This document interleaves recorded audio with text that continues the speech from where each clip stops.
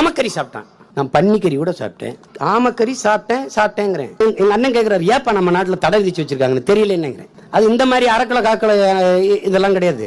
இறங்கினோம்னா முதல்ல ஒரு வடக்கலை தீவுல கொண்டு இறக்கி விட்டாங்க என் தம்பிங்க. ஆனா அதை திரும்பி பாருங்க, ஒரு ஆளு சின்னதா ஒரு பரிசல்ல போறாரு, பரிசல் இல்ல, ஆமா ஓடு, திருப்பி போட்ட ஒரு ஆள் அப்படி உட்காந்து போயிட்டு இருக்காரு. சிவாஜிலிங்கம் எம்பி எனக்கு இலங்கையோடு நெருக்கமான தொடர்புகள் உண்டு, விடுதலை புலிகளோடு இன்றும் உண்டு.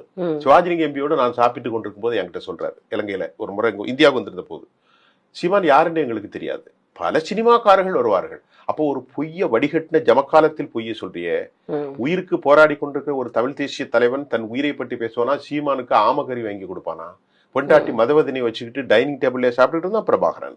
அன்றைக்கு உயிருக்கு மலை பிரதேசங்களிலும் மலைக்காடுகளிலும் சிங்கள ராணுவத்துடைய பேராதிக்கத்தை எதிர்த்து அவர்கள் கண்ணிவெடி தாக்குதல் நடத்தி அபாயகரமான நிலையத்தில் இருக்கும்போது தமிழ்நாட்டில் இருக்கக்கூடிய ஒரு சின்ன நடிகனுக்கு போய் அவனுக்கு நல்ல சாப்பாடை வை, எவ்வளவு பொய் நீ சொல்லியிருப்பா. இந்த மாதிரி பொய் உலகத்துல யாராவது சொல்லியிருக்கலாம்? நீங்க சொல்லுங்க தமிழ்.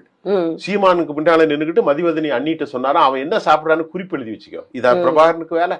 சொன்னார்கள், மொத்தம் ஒதுக்கப்பட்ட நேரம் 10 நிமிடம், அதில் சீமானுக்கு செக்யூரிட்டி எல்லாம் போக 2 நிமிடம் தான். அப்படி கிட்டத்துல வந்து நின்று அப்படி போயிட்டார், அவ்வளவுதான். இதை வைத்து ஒரு அரசியல் செய்ய, நானே ஒரு பரதேசி பையன், நானே ஒரு வெங்கம் பையன், என்னை நம்பி என்னை மாதிரி கேடுகட்ட மானங்கட்டவனும் கிடையாது.